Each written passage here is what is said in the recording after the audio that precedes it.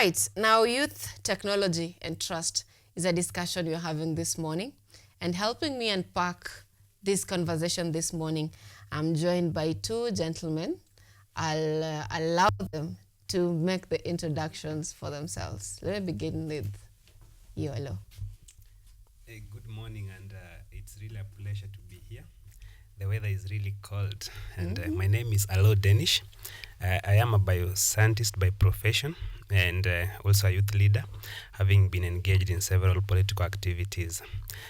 Besides other things, I'm a writer, a poet, and an author. So it's really pleasure to be here today to discuss this very particular topic. Yeah, you see, we live in an era where power is no longer guarded by gates and microphones. Today we are an era whereby just a tweet can spark a revolution, and live streaming, as we've seen, can topple silence. Yes, so what we are saying this time is that we're in an era of technology, digital technology, and what we are witnessing currently is an awakening generation that are really informed, backed by data, and that really know what they want. So this is a timely discussion that will really help us unpack why there is a lot of distrust in public services, where technology is leading us, as especially the young generation, and what the state or the nation has to offer to the citizens. Thank you. All right, that's quite an introduction. Ken? Thank you so much, Sylvia, for having me. Thank I'm grateful to be here once again. Karibu tena. My name is Kennedy Kamande. I'm an AI researcher and data scientist with the United Nations. More to that, I'm a tech columnist. I write for the various local publications. And more to that, I'm a tech policy strategist. And as my co-panelist has put it across, we are living in the digital age, coming at a time as a nation we've sustained protest from last year.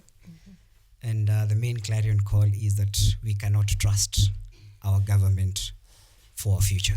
And that's why I'm happy for today's discussion that's centered around the youth, the various aspects that we're going to explore on the technology, the various platforms, and the trust that we have in our government, public service, what we are doing maybe that's being termed as rebellion, and the pathway forward as we head to the 2027 elections and all that's happening. And I'm happy to be here, and thank you. That is quite bold, that we can't trust the government with our future. And on the same note, let me just, before we get into discussing what has really brought us here and what we have promised our viewers, there's a feature that has just run on is education going to be free? Do you trust that the government can deliver? And how is this going to be affecting our future right now? Down the memory lane from 2022, when this government came into place, it made a 5-pillar manifesto. It was voted in, and people had high hopes. But in less than 100 days, we had people started raising concerns. And along the way, we went to 2024, where we've had protests by our youthful generations. They've made their demands very clear.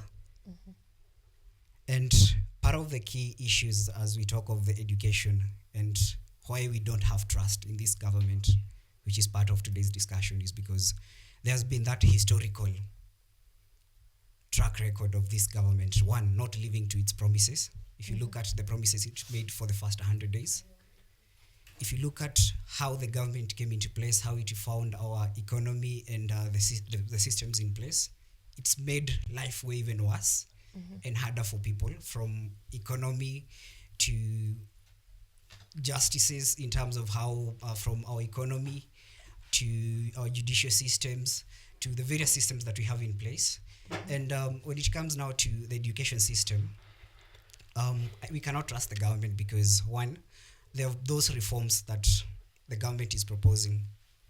If you look at how Moi Kibaki down the history lane, when he started with free primary education from the times of our first president, Jomo Kenyatta, the attempts he made to ensure that the education is affordable and accessible to all, what he was able to achieve, what his successor Moi was able to achieve, and the landmark that President Kibaki, the late, was able to achieve, and the current president together with the former president Uhuru. We can't really trust this government because there are those reforms that they've made, they are proposing, but we've not seen actual implementation. And if people out there are raising concerns that, or educational officers are making, or those in treasury coming out publicly to mention that we cannot be able to fund this education, and then the president stands on the roadside and makes a declaration that we're going to implement this, for us as the youthful generations, we've seen a historic down the memory lane that there are those injustices from corruption, land injustices, and now injustices around education system, which, again, if you don't empower our future generations, then our future is doomed. So for us, we don't trust the government. We go back to the question, will this be implemented? Because if you look at all the concerns that are bringing all this mistrust to the youths, and whether the government is going to implement or even raise that capitation fee from whatever amount that we have right now, or we're even going to ensure we have affordable education system is one. We've not had our current government address the historical injustices, including the injustices in the education sector. Two, we've not had a good track record of inclusion of the various actors. The CS just comes today and makes that proclamation that we don't have the money. The PS the following day, it's as if speaking a different thing. So we've not had that inclusion, and also inclusion of the key stakeholders, the youths, when all these discussions and all these reforms are being made. So for me, I would say that as youths, we feel worried. And that's why we are raising that awareness, to ensure that before we even get to promise us that you're going to increase that amount, first address the issues that are there in the healthcare sector, the injustices. All right. Include all the stakeholders. And then we can probably start building trust that probably you'll achieve something, or you will. All right. I get you. Hello, do you trust the government? It's even very sad and unfortunate that we are discussing education, and not just discussing it because it's doing well, but because it's at stake. We know that education is an equalizer. Yes, it brings together the children of the poor and the rich together. Me and you today are here because of the chance we got to study. And education is the backbone of our nation. It sets every system, be it the health, the doctors, be it the economists that run our country. Everything, the baseline is education. So if you talk about getting your priorities right, the first thing the government must not forget is the education of our children and our future and the young generation. Because you fail to educate the young generation today, you are raising a foolish nation in the future, because they will be living in ignorance. And what I think is the greatest challenge we have currently, I think it appears as if the government is acting on impulse. I don't know whether they don't have a proper planning, or they act depending on what they feel is right, which in real sense is not right.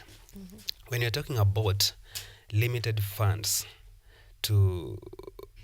that can be channeled in the education sector, yet this current budget is where we had the highest budget we've ever had, to the tune of 4 trillion. The previous governments have been able to do this with a lower financial budgets. Then where is this 4 trillion going if we cannot get enough for the education sector? That means it is not the money lacking, it's the priorities that are not set right. When the government and the government officials appear in public rallies doing what you call empowerment and empowerment funds, giving people temporary food instead of giving them the capacity to make lifelong income, then that tells you there is lack of proper planning, and there are misplaced priorities. I refuse to accept that we have limited funds to manage our education system, and what I can only say, there are funds that have been misdirected into some unnecessary activities. All right. Yes. All right. Now, as we get into the discussion on digital trust, Kennedy, you've written that we are facing a generational credibility crisis in one of the write-ups that you've done. What do you mean by that?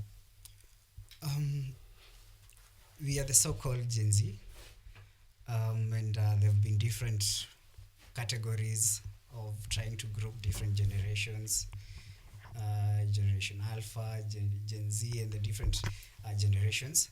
But this current generation as Gen Z is mainly characterized by the digital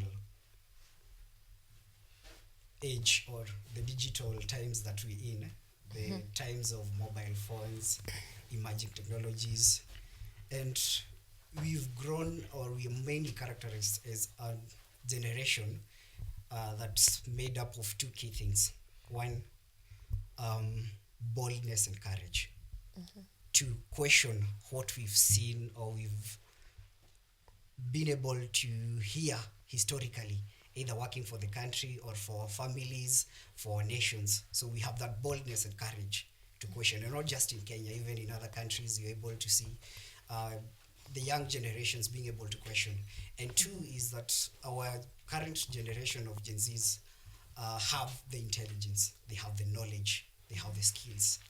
And these two characteristics have made different countries, different systems, to being pushed into how we do things. And if you look at a good example of our country, Kenya, for the last 1 year, there's been push for one, our youth leveraging the knowledge that we have of the digital spaces, us as the digital population, leveraging what's within our capacity to inquire of the systems that we have. And that's where you find that the demands that the youths have been making across Kenya, and also if you look at in the case of the People's Republic of Bangladesh, how they've been able to topple their government systems. If you look at Tunisia, if you look at Senegal, Nigeria, how they've been able to change their political systems, they're all mainly characterized by these two key capabilities or of us as the youths. In our country, we've seen for the last 1 year how we've been able to sustain the momentum of the protest. When it started, the other generations, older generations that have maybe been suppressed, or they didn't really have that boldness and maybe that knowledge of the current generation that we're in, they even went to a point of calling us vijana wa Uber and all those funny names. But well, 1 year down the line, they're now calling us for an intergenerational dialogue because they've realized that these people are not backing down. They're courageous. They will abduct us, but we'll still continue pushing for our demands and the reforms that we're pushing for.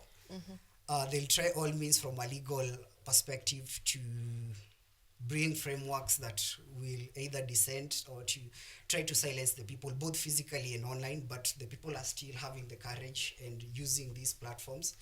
We're being warned, oh, don't put our president and do all other things in the coffins, but well, at the end of the day, we're all trying the different means to put across our concerns that, you know, we can't trust this government for a future. And for us as the youths is because we've seen how these systems, like in our country, Kenya, how they've worked. If you look at like the current clarion call for us to have a dialogue, it's one, two, so that we can address the systemic issues that have been there from all those times. Like if you look at down the lane on the call for intergenerational dialogues from 1997 on IPPG, we now have all the way up to NADCO, to BOMAS that brought about the constitution, to now the intergenerational dialogue. It's because older generations have realized that one, we are not backing down, and we are standing for our cause. If it's whether it's the educational reforms,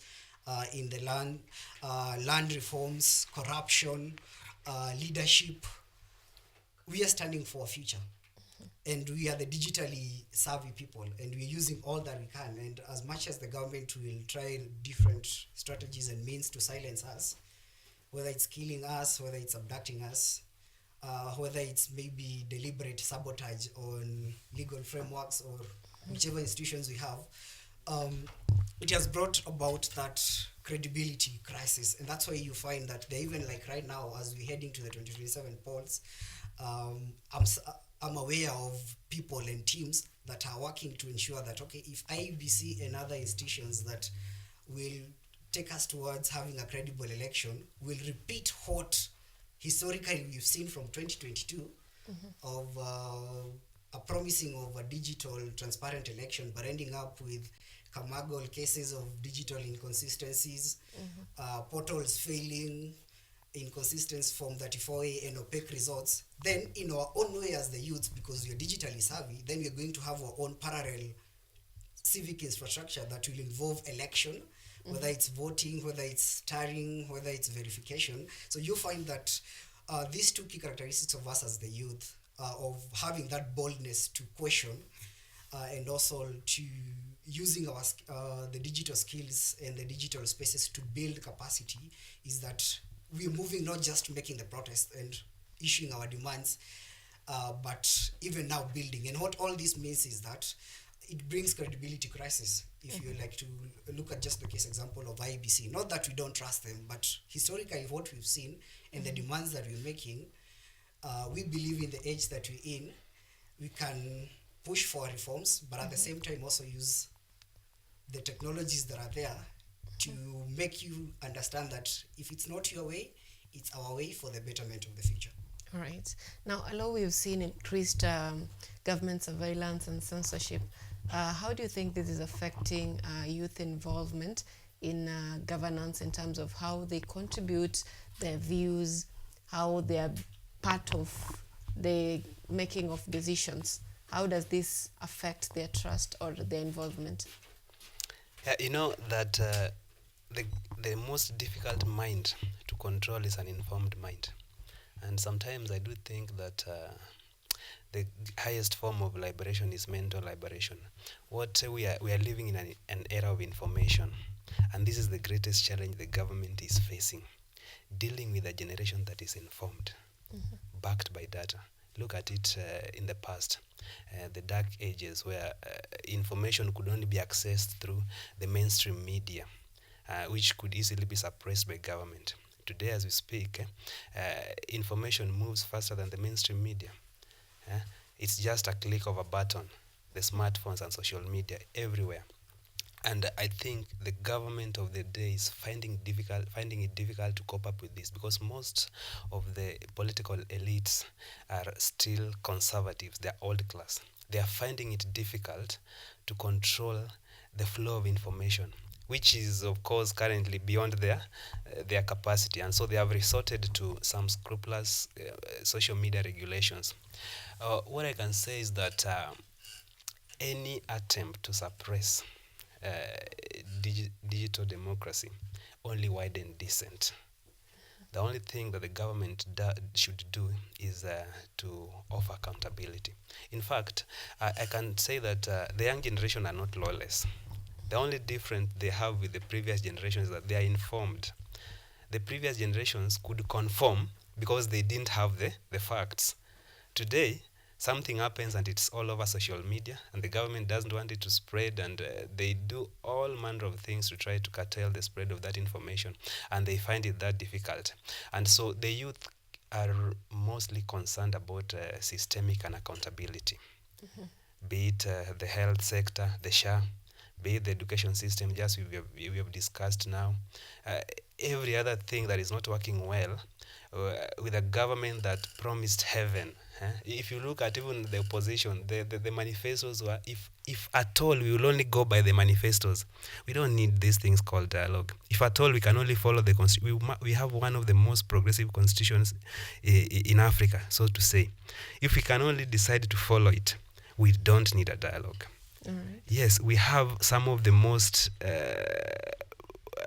the best independent institutions, ESCC, and so to mention, if they just decide to be accountable, we don't need a dialogue. Why we arrive here is we have a high level of systemic unaccountability. Systems have refused to be accountable. Either they have been usurped by the executive powers, or they are full of corrupt individuals. And the government can only do what is right, other than try to suppress the digital expression. I think in this age and time, the government will have to contend because they cannot control. What we really need is service delivery, and the youth will continue to air their voice. You see, digital space has given the Gen Z and the young generation what systems and institutions have denied them: a voice. We are talking about Gen Z Yes. often, but what then do we do with this a lot that has been digitally excluded? The ones that probably they lack internet, they lack smartphones, the ones who are excluded. What do we do with that group? Because it's a big group. If we are considering voting out our leaders or holding them accountable, it's quite a population that is digitally excluded. What do we do with them? Yes, and you realize it is the same population that I can say maybe they lead us to part of the mess, because now that the government is aware that they are digitally excluded, they have segregated them into tribal groupings. So you realize mostly this group, they vote not on merit, but on tribal ethnic extractions. So I think so far the digital space is widening. What we need is what we call civic education, and I think the young generation is doing it quite well currently on social media, WhatsApps, but this is also forming part of what the government promised, to widen our infrastructure, to leverage our digital space. They have not delivered on that. So you see, that forms part of what we are pushing for, to live up to an informed generation that can make decisions based on right choices. So especially in the rural regions, they have no information going on. They purely vote based on other factors that are really of less significance. Yes. All right. Now, Ken, currently we have had continuous talk of AI. Everywhere you walk, you'll hear AI, AI, AI. Do you think Kenya is ready for it, considering we have deepfakes where some information may be distorted? We have images may be distorted, portraying different information. And in terms of ethics, do you think Kenya is ready to embrace AI? Thank you. That's quite a key question. Yes, globally, we are in the digital age that's characterized by AI and other emerging technologies like of blockchain and others, but AI is really taking that precedence. And I would say, if you look at African context, as a nation, we're among the top 3 in terms of, if you look at the 2025 AI Global Readiness Index. Last year, the 2024 report indicated Kenya's position 1, but by this year, we are position 2 on a drop.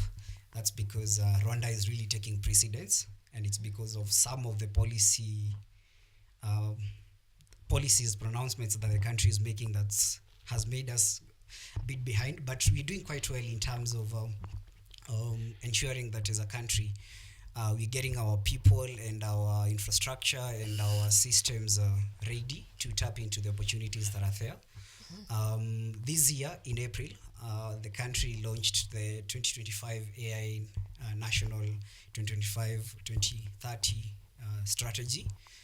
But if you look at the current issues that we are facing, and possibly we're going to face in the build up to the 2027 elections, like the issues around how to tackle disinformation, more so around propagandas around elections and just in everything.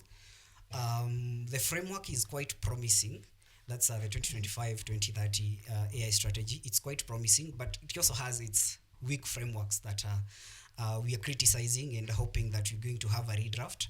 But again, that's a bold step, because we are just among one of the 4 countries in Africa that have their AI strategies already in place. We understand that the ministry is also in the process of launching an AI Act later in the year, which maybe that's where they're going to enact more robust data privacy laws that will build up on the gaps that we already have in the Kenya National Data Protection Act 2019. So if I would go on and on from a legal perspective, I would say as a country, from a legal perspective, we've made great strides, but there are also key gaps based now on everything that's happening in the country.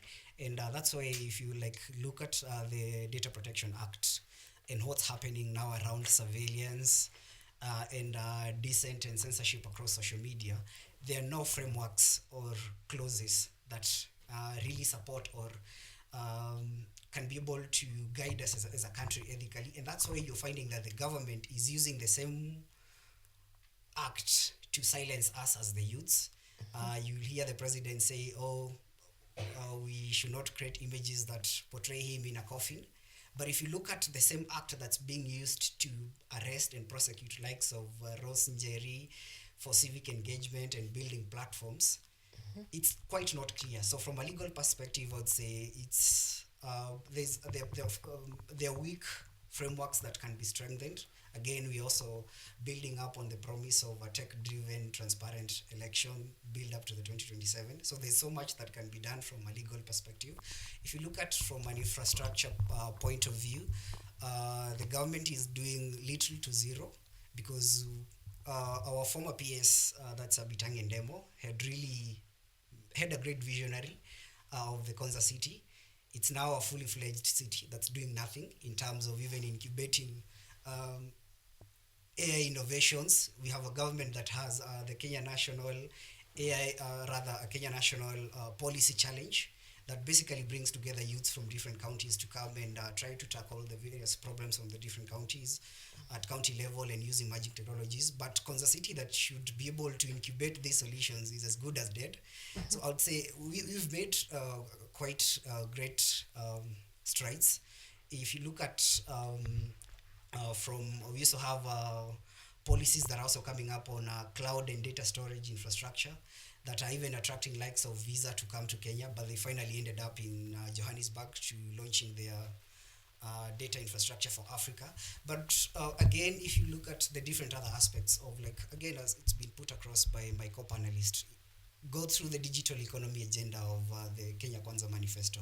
Really promises so well in terms of ensuring, in terms of infrastructure, we have the digital hubs so that our youths can access computers, can be able to access affordable internet, the last connectivity of the internet in those rural areas. So there's so much we can really do, but I can say I would also give credit to the government a bit. There's the start we've made, but I believe building on the previous leaders that we had that are quite visionary and what we're doing as a country and where maybe we're channeling most of these billions, there's so much we can really do to tap most of the opportunities that are there for pressing problems from even the healthcare, the education sector. We've even seen now Kenya National NEC now wants to replace to have a NEC that will now be using, I think they launched a bill, Kenya National AI 2025 something bill that will have AI powered systems for marking of exams. So we'd really say that from a policy perspective, we have some good policies as a country, but the leaders that we have in place and where they channel the resources to, I think that's where the key mismatch has been. But as a country, I would really say we've made great strides. And again, somehow now, because the government has realized that we are the Gen Zs who are leveraging on these platforms, and we are even building capacity on our own, not even waiting for the government to launch various programs. We've seen most of our tertiary institutions now have master's degrees in AI and all these emerging technologies. So our people are also, from a capacity perspective, they're able to learn and gain skills. Our president is promising us G2 ICT hubs. Hopefully we can see more capacity being built, people gaining capacity. So as a country, holistically, in partnership with different stakeholders, we are positioned too as in the African context, but we can do better than that because again we had visionary people who really set that precedence, and there's more we can do to really tap into the opportunities that are there to address most of the systemic challenges that we as the youths are really telling the government from the land. If you look at Ghana, they have a very good framework on how they're using AI to address their land injustices. Look at Kenya. We have almost everywhere their land issues So there are very many sectors in the country that we can really, if you're able to focus on the key pillars that the president really did promise in his manifesto, and also what's being done around infrastructure, building capacity, on research, because Kwanzaa City is as good as dead. And when they bring up new projects poised as good opportunities to help people tap into opportunity, to the AI and these emerging technologies, they end up as projects to benefit people. Because, like, if you take a good example of the AI 254 hackathon that's being organized by the ministry, it's a good initiative that where almost every tertiary institution in Kenya will bring their youths on board to address the different problems that they're facing using these technologies. But you look at the budget, you look at possible outcome at the end of how we've been walking the journey. I believe we can do more as a country, but we're on the right track, and I hope we can have better leaders, better systems, and so that we can be able to not, so that other countries will not surpass us. Egypt is really coming up. Nigeria is doing quite well. We've now just recently, this month, last month, July, Visa was to launch. They had initial plans to launch their data storage infrastructure in Kenya, but they ended up heading to Johannesburg. I did talk of why other countries, why other institutions or other businesses are opting to move to Rwanda. It's because if you look at from a policy perspective, there's less of taxation, there's an ecosystem that allows research and innovation. We've all done this at gradual steps, but now the current leadership in place, it's just killing everything. So we've started it, we can do better.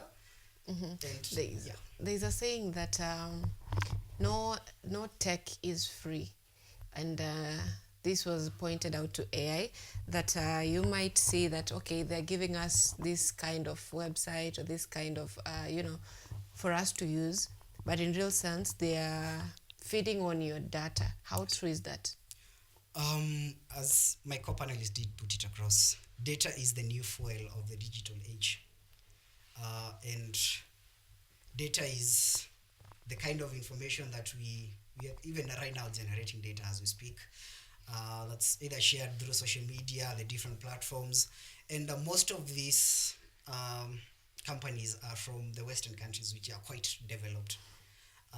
And have also in terms of also adoption of AI, and also from a legal perspective, they've been able to develop themselves. So they're now realizing that, you know what, Africa is a bit underdeveloped. They have weak legal frameworks, but they have the richest resource. It's people. And they're now using our platforms. There's been key concerns even in the country right now around big tech regulation, cases of Meta being taken to court, even locally in the country. WorldCoin just the other day, KNHCR, the Kenya National Human Rights Commission, won a case against them because they came into Kenya promising people with a few peanuts in exchange for your biometric Irish data. The government is there getting their check, and they're just telling people now, go try your luck. So you'll find that because they have whatever they've been given. So you find that Africa is just like during the times of colonization, when the Western countries scrambled for Africa because it had its minerals and resources. That's like the same thing that's happening now. Africa has its people, it has the market for the people, the data, which is the fuel, and again, a corrupt government. And a good example is the case of WorldCoin. If you look at how the government really went about the ODPC, first saying no and then getting whatever they got, they silenced, the whole process went about. But independent civil organizations in partnership with KNHCR were able to win the case against WorldCoin on data protection in Kenya. So I would really say that the countries won't stop coming to Kenya, just like the same way we export our resources, likes of tea and whatever we produce best to the Western countries. We just like the same way we export our whatever we do to coffee and the rest. It's the same, they will come into Kenya. But then we ask ourselves, what are the guardrails from the government perspective? Do we have the frameworks on how, when they come to Kenya, how do they operate? We've a good case precedent of the social media platform is TikTok. It went all the way to even the president mentioning that TikTok will have an office in Kenya, just as a means to ensure that they're able to regulate how they do their operations in Kenya. But this is because after citizens of Kenya petitioned TikTok in parliament because of all the negative things that are happening, despite being a good social media platform, and even getting to the level the government was like, TikTok is helping us, but the damages happening in Kenya are quite vast, and there's something we can do. So I feel just like we export resources and whatever we export to the Western countries, they will come to scramble for data, and which is now the fuel for this digital age, and which is now being characterized as the intelligent age. So what can we do so that ethically we can be able to build along, so that again we have a lot of opportunities in Kenya? How do we ensure we have ethical development, responsible deployment, and ethical regulation, so that our MPs will not bring bills and enactments that just favor them, but at the expense of the common mwananchi, who is left at the mercy of just getting 7,000 shillings at the sale of their Irish and biometric data by WorldCoin and others. So there's more we can do. Yes. All right. Now, Alo, should the youths be worried because they are the majority users of social media and all these platforms, and apparently the tech companies are feeding on their data? Should they be worried because this is something that probably the national intelligence is also using for, let me say, good reasons, and to ensure there is security in the country, but then there is breach of privacy and all that. So should the youths be worried on how they consume the social media? Actually, before I answer that, I just want to weigh into what my colleague was saying. While I'm not an expert in information technology, there's one key concern that really bothers me. Well, technology is making things better and improving our lives, but we also have to criticize ourselves. As technology progresses, let ethics be its guiding principle, setting its directions and boundaries. Yes, technology can be beneficial, but can also be disastrous, especially if there are no clear regulations. We have AI, we have the digital space, but we also have a growing level of misinformation. The fake visuals that really maybe can be used, they can resort into what I can term maybe cyberbullying. So we also need to be self-critic enough to ensure that we use AI for the good it is, and not to enhance some form of digital anarchy. Because I can say that the digital space is widening, but so are also the harms that come with it. So that is where I support regulation. Any regulation that tend to protect citizens from digital harm is right, as long as it is not used again to suppress the expression of freedom of expression of citizens. There's a lot going on, especially to do with the personification, cyberbullying, manipulation of data, which also, for those who do not do fact check, they are misled into making some decisions that are inaccurate. So let this information era, let this digital progress be accompanied by ethics and wisdom, so that it can be used to better humankind and its environment. Yes, back to your question as to whether the youth should be worried. Personally, I am always, and I tend to be very cautious while using AI, because I know I am aware of the information concerning collection of data. First, I think to me, it's unethical, because that should happen with consent. And when you collect an information of individuals without consent, that I think it in itself is unethical, and it's being done by tech companies without consent, that should be looked into. So I want to tell the youth that sometimes they overindulge themselves into AI and this digital space, putting in everything about them, such that their information lay bare there, that to even unnecessary parties. So use AI for what makes it beneficial, and I don't think it is wise to overindulge yourself. And more so, let there be regulations and restrictions even to the tech owners from collecting unnecessary data and for using our data for purposes that maybe to their own benefit but without our consent. So I think yes, it's an alarm. It's something They should be careful. They should be careful. All right. Yes. I have heard of situations where personal data is collected, and this is using biometrics, either the face, your eyes, and you can be monitored. Especially this is by the National Intelligence Service, that is NIS, where a camera can notice how you walk, your activities, where you went. Whereas this is good for, detecting patterns of crime and ensuring that there is security. Do you think this is, okay, it is unethical, yes, but how can the young people protect themselves from being prey to such, should I call it threats? Yes. How can they make themselves safe? Actually, just before he answers, you remember there was an occasion where people were streaming into KICC. There was that thing, they're collecting data on WorldCoin, you can remember the WorldCoin thing. Up to date, there is no clear information. And, some people are scared what was the information meant. What for. their data is used for. So, Yes. Ken, how should we protect ourselves? Let me get your sentiments on that. Oh, great. Before I respond to that question, it's a very critical question. Critical in that if you look at one of the leading newspapers today, its headline talks of a lady who in the past, by the name Mary Wachuka, That is Daily Nation. who in the past was exposed having a deal with the government. And in this case, the government was procuring from her and her team a spyware software for the purposes of surveilling our people and the youths. Well, for best reasons known to the government as we build up to the 2027 election and why they are so bold on whatever they want to do.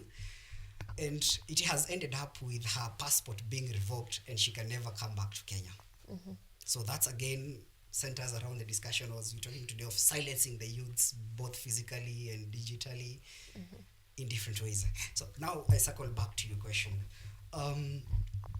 NIS, if you look at the Kenyan constitution, it's been given that mandate. It's the only institution in Kenya that has been given the mandate by the constitution to engage the various telcos, in this case likes of Safaricom, Airtel and the rest, as we've put it across, for the purposes of tracking on any digital fraud engagements. But the government that we have and the history that we've seen is that they misuse their power. And that's why there have been a lot of concerns that most of the youths who either end up being abducted, who end up dying, or just vanishing in thin air, their last scene is the digital trail. So it takes us back to one from the constitution perspective, who has that mandate and power.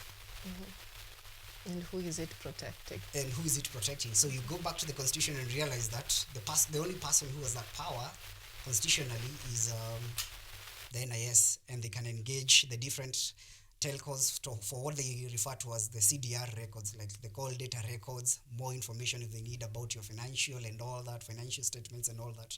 But the country that we're living in, those powers have been misused. And that's why you even hear of cases of that, rumors here and there that police officers are able to spy people. Leave alone now the NIS. Police officers, you hear other rumors and other that cannot either be substantiated, that they're able to even track your day-to-day activities. Legally, that's not binding. But this raises a lot of concerns, and that's why even last year, rather the build-up to the 2025 bill, there was a similar approach now to give KRA more power. You remember there was the clause on ensuring that KRA can now be able to access your M-Pesa and financial statements. But there was a lot of concerns and pressure, because if you have NIS that constitutionally has been given this power, and we are at a time where over 100 youths cannot be accounted for dead, and a president that has given more authority that shoot them, And what more could happen if KRA is given this power and it ends up either misusing. So you'll find that there are a lot of concerns from people, how the surveillance is being done. And again, if you still on the same, a reporter or with one of the local dailies is still having an active case, when he decided now to engage, again, constitutionally as citizens, we are allowed to publicly ask, our institutions have that mandate to account for what they're doing. And in this case, it happened that this particular reporter wanted to probe from the different telcos, give us a public account of how you've been able to engage the NIS on this surveillance, who are the people, the requests you have received from them. Give us a public account, because constitutionally that's a mandate for any public institution. They should give a public report on whatever work they're doing. But he ended up having a case which is still active now. Well, again, a testament that the government will go to an extent if you question what they're doing to silence you. The case is still in court. But then all this raises a lot of concerns to us as the youths, because again, we're building up to the 2027 elections. And historically, we coming from a 2022 election that was tech-driven, that promised transparency through digital technologies, but we ended up with opaque and many other things. Now we're at this point where now we have more emergent issues that the government is trying to think they can suppress through intergenerational or whatever it is, calling people to come together.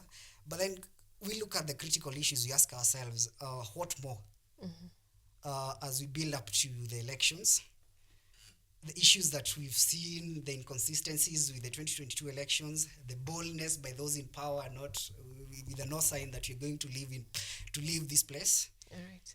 Now that we are still talking about elections, we are living in a generation of where we have a lot of algorithm manipulation and deep fakes. We have, and we witnessed in, I think, 2016, during US elections, where there was allegations that the elections was interfered with by Russians.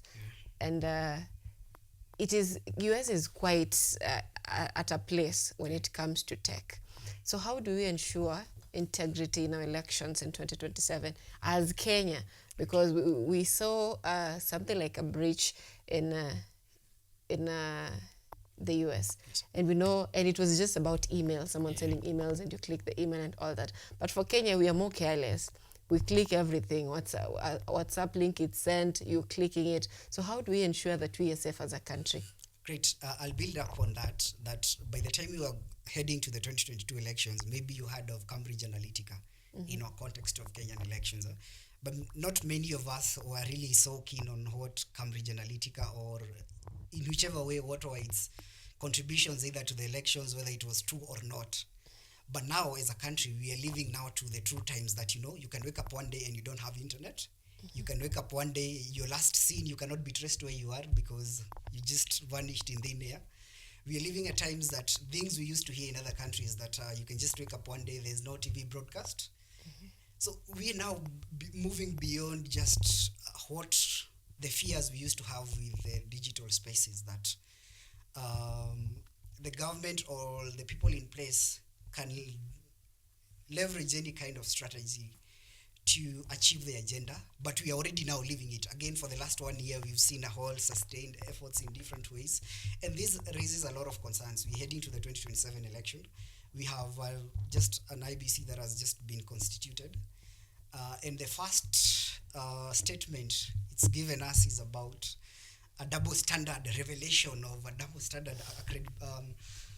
I would say a double standard accountability system, in that voting is not just going on the voting day and just voting.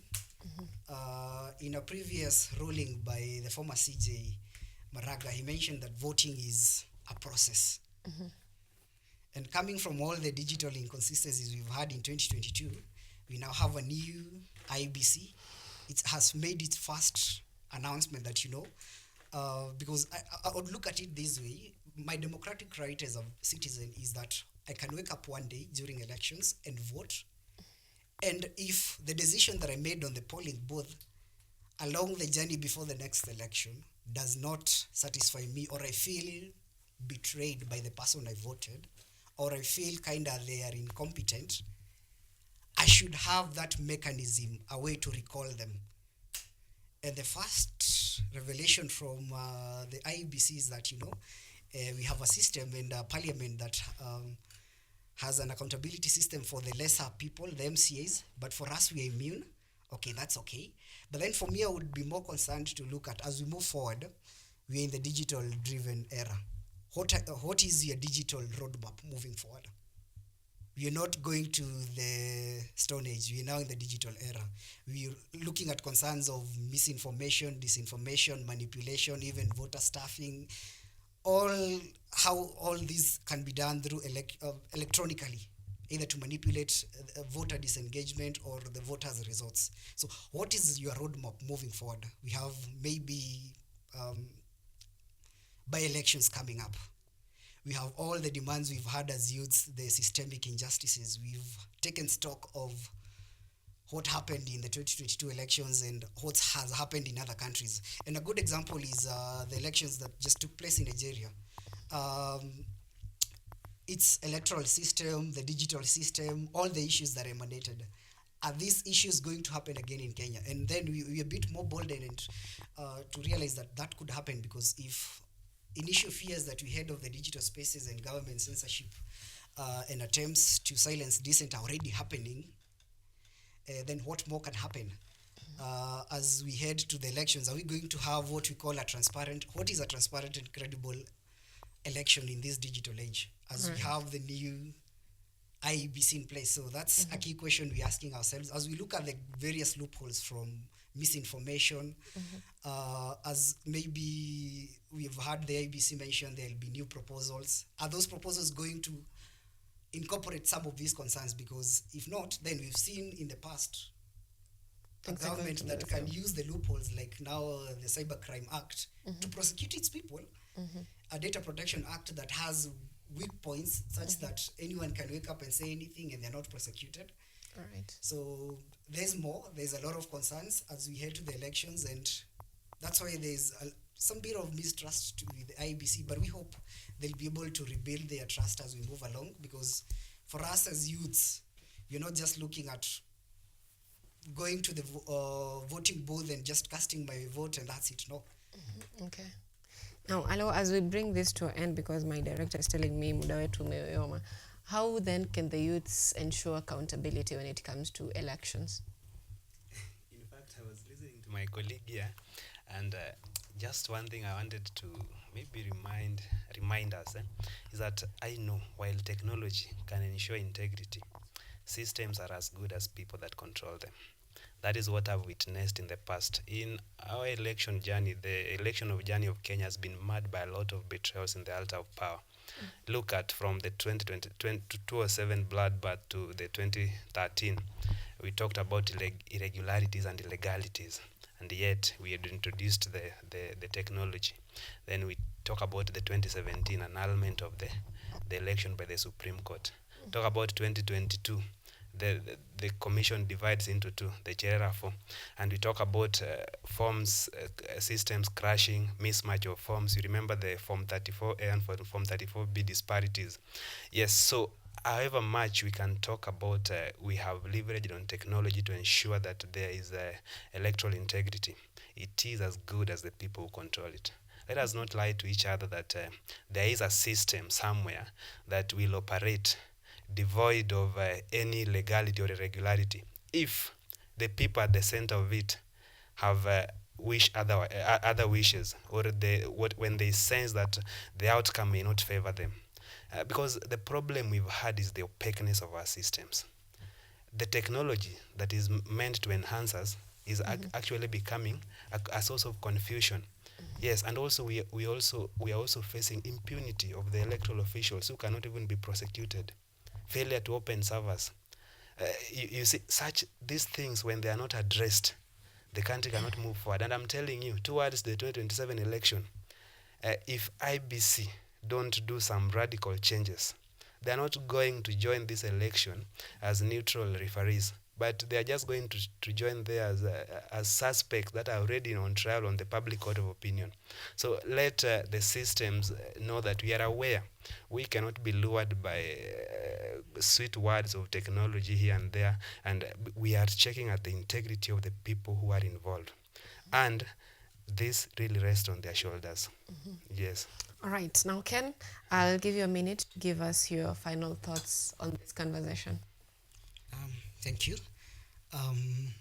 As the youths of this and the future generations, we are not waiting to be included. We're here to advocate and push for reforms to the systems that are in place. They will attempt to silence us. We'll build parallel systems, and the future will speak for itself. All right. That's a bold take. Alo, your final take. Yes, I want to say that one thing I want to say is that the youths have reached an age where they are not ready to be called the leaders of tomorrow. They are the conscience of today. The youths have the will, they have the capacity, and they are willing to be engaged. The youths are intelligent and they are backed by data. So, to the gatekeepers of power, be aware that you are dealing with an informed generation that only seeks transparency, accountability, and truth. Thank you. Thank you so much, gentlemen, for making time for us this morning. At this point, we are going to take a short break. That has been the discussion around youth, technology, and trust. If you missed any bit of it, you can always follow it up on our social media platforms.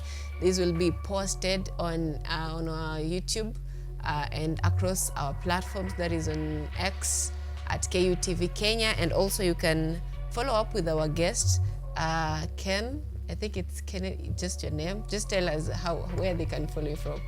I'm accessible from all different platforms, mainly on LinkedIn and Twitter by my full name, Kennedy Kamande. Happy to engage, happy to build as we're building alongside civically, and also happy to engage. Thank you. All right. Hello. Allow Danish everywhere on all social media platforms, and also my articles and books, you can access them on Google just by googling Allow Danish. Yes. Allow Danish, that is it. So you can also follow up with our guests to get more insights, because the conversation about youth, technology, and trust is quite huge. If you need to engage with them personally, you can always follow them on their respective social media platforms. At this point, we are taking a very short break. We'll be back with the State of Our Nation, that is the newspaper review, with Blue Smile Hassan and our very own Ojwang Mariam. See you then.